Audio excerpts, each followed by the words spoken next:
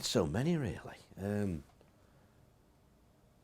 You know, I can't begin to. If I went through briefly through my career, probably the hardest job I ever did was Scarborough, taking them into the Football League, because there were 50-1 outsiders to get promotion. We should get relegated according to the bookies, and I only had one player signed that summer, and we signed 17 players and won the league. It can't take much beating that, and unfortunately they're defunct now. You know, 10-foot high weeds. You know, the ground gone, the stand gone. But then Notts County taking up 2 divisions in 2 seasons, and you know, I stuck with them instead of going to Chelsea at that particular time. They were great playoff finals at Wembley. One of my ambitions was to go to Wembley, and I did it twice at Notts County. You know, I went to Torquay, as we've said, and back up to Huddersfield. Huddersfield at Wembley. Hadn't been since 1935. The fans loved it. We won again in the playoffs. And then you know, I managed to go to Plymouth, Sheffield. You know, Plymouth. I went to. They'd never been to Wembley.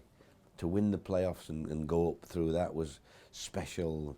All the playoff wins, I had 4 at Wembley, and all of them. All I remember is the fans' heads out the windows down the motorways. It was all the horns blasting, and wherever you go in, I mean, Plymouth. No disrespect, not had a great time over the last few years. But whenever I go around, everybody remembers the day at Wembley, because the town closed. You know, 32,000 fans at Wembley, and all the Green Army, because they come from all over the world, all over the country and the world, of Green Army fans.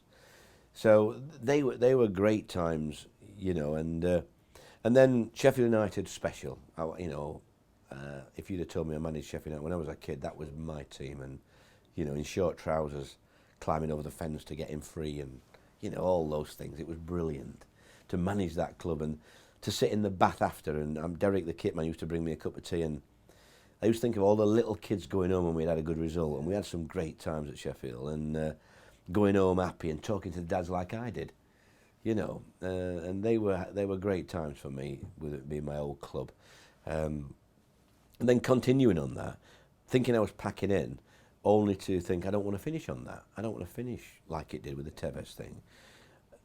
Simon Jordan, a big friend of mine by that time, cleverly got me involved at Crystal Palace, just come and help me out and all that bull.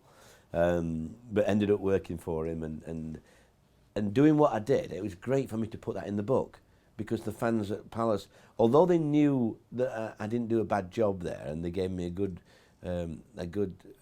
welcome when I went back, where people thought they might give me stick. When they read the book and see what I did for Palace, I was instrumental in them being where they are today, really, because I kept players that I was told to sell, and they stayed up because of that, and that gave them the opportunity to be in the Premier League. So I really enjoyed Palace. The fans were fantastic. They gave me that buzz back, the enthusiasm, and to go to QPR. I mean, you know, when I went there, they said, look, we've been in the doldrums for 15 years and things are depressing. We're nearly relegated. Come and save us from relegation, which I did. And then to build a team like we did in a few months, to play the football and dominate the league, and to deal with Adel Tarava, who, if you read in the book, you know, was something different. Something different.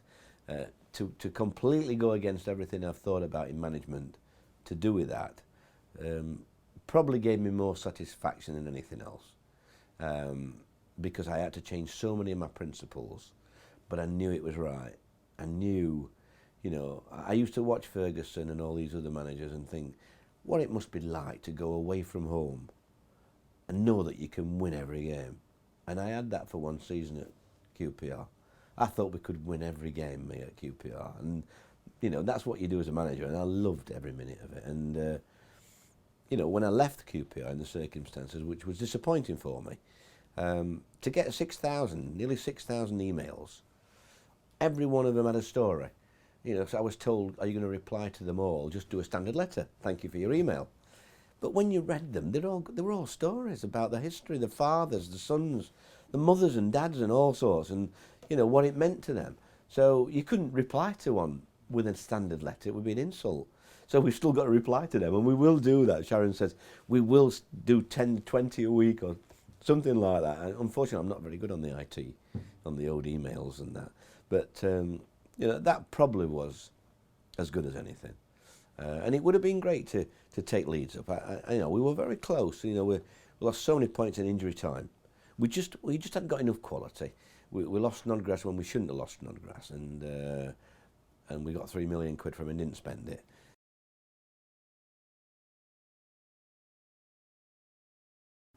I think for not going up, I think a lot of it was down to Snodgrass wanting to go so late on in the window, really. And if he hadn't have gone, I think we'd have walked it.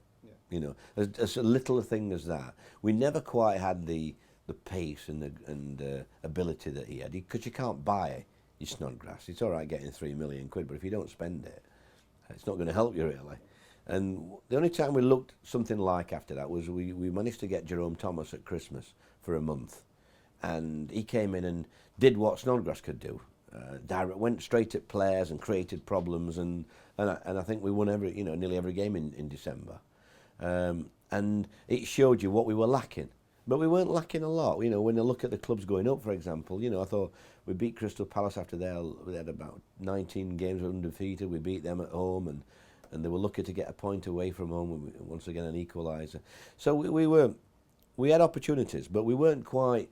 I knew that if we'd have had this summer to bring the 2 or 3 in, it would have been an easier job. But we tried to do it because I wanted to do it in a year, and I wanted to be back with my family. It was my fault as well. I thought we got a great chance if I could get the players. I never quite got the players in that I wanted. Yes, I signed players, but I don't think most of them were my first choice, if I'm honest. They were because they fitted in with the wage structure and etc.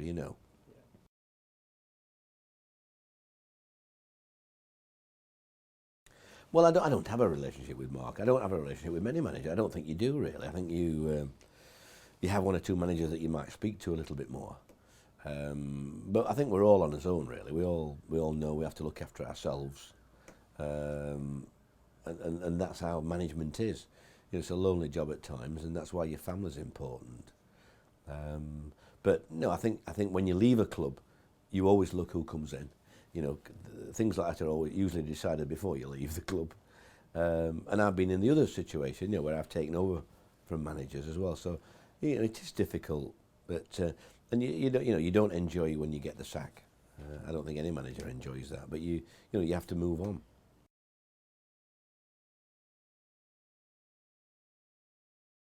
Well, there might be more than 2, really. I might have thrown you on that, really. No, I think Benitez. I think Benitez. I mean, when he sent me his email saying if I mentioned it once more that he played a weakened team against Fulham, he would sue me. He must have got home.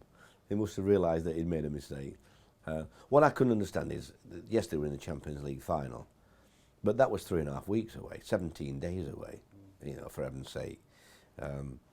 To go to Fulham with some players that no Liverpool fan even knows, let alone, and to let them have a 1-0 win, which made them safe.